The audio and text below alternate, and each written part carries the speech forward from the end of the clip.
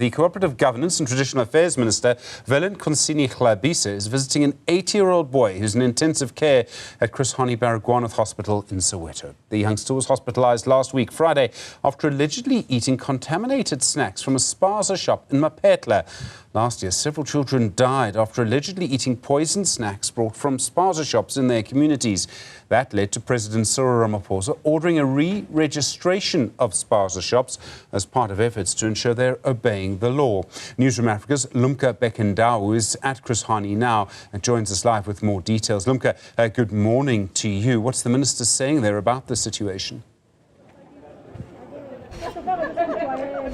A very good morning to you, Stephen. The Minister Velenkosini Hlabisa is here, and also the Mayor of Johannesburg, Tata Morero, is also here. They are visiting a child who is fighting for his life in ICU after eating snacks bought from a local spaza shop. But because of time, let's bring in the Minister.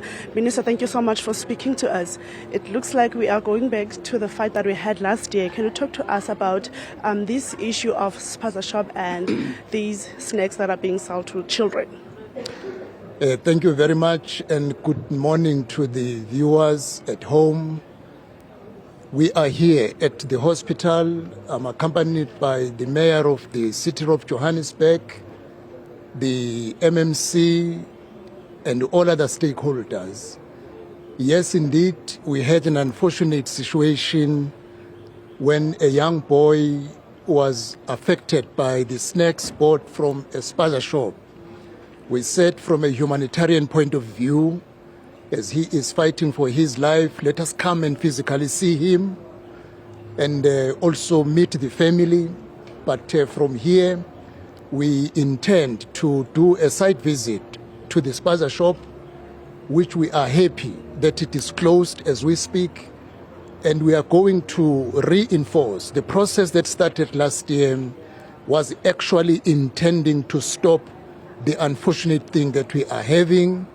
We are going to reinforce, activate all systems because the country is too big. One other truth we must accept, but we want to ensure now that because we have passed the stage of registration, we need to get fully on a stage of enforcement that all spaza shops that are not properly registered should not operate, and everybody should be active, even the community, because it cannot be said the government must shut them down or must see to it that those that are operating are really registered. Even the community, our councillors, civic society, because it does not only affect the government, but it affects our communities, our children. It is our prayer that the young boy can fight and eventually come back to his family.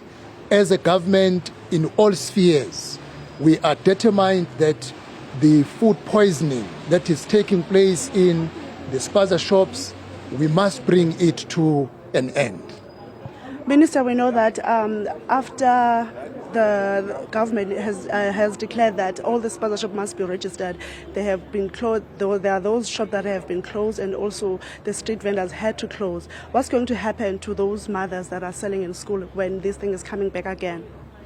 In relation to our mothers, some of whom we know have supported families and have even produced graduates out of the activity in selling in schools, a procedure will need to be followed as determined by the Department of Education to ensure that the food they sell to children pass certain standards, to ensure that it is healthy.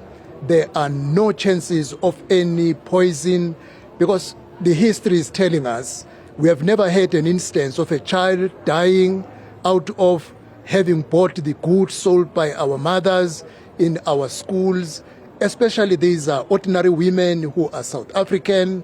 I'm not being discriminative or xenophobic, but the truth is the challenge we are experiencing emanates from spaza shop owned by foreign nationals. This has nothing to do with xenophobia, but it is the truth. And if you look at the mothers selling in our schools, Basically, these are South African women, and we have never had a challenge because some of their children go to these schools. That is why they take an extra care that whatever they sell them is compliant with health standard. But the Department of Education, therefore, should set standard and regulations which they must comply so that they can be allowed to operate the business which they have been running for many years. Thank you so much, Minister, for speaking to us. Stephen, that's Minister Velenkosini Hlabisa explaining to us about this issue of spaza shops and also saying that after his visit here, he is going to also visit the spaza shops that are around this area. But for now, back to you in studio. We'll give you more update as the day goes by. Limca Bekendal, thank you very much indeed. Live for you this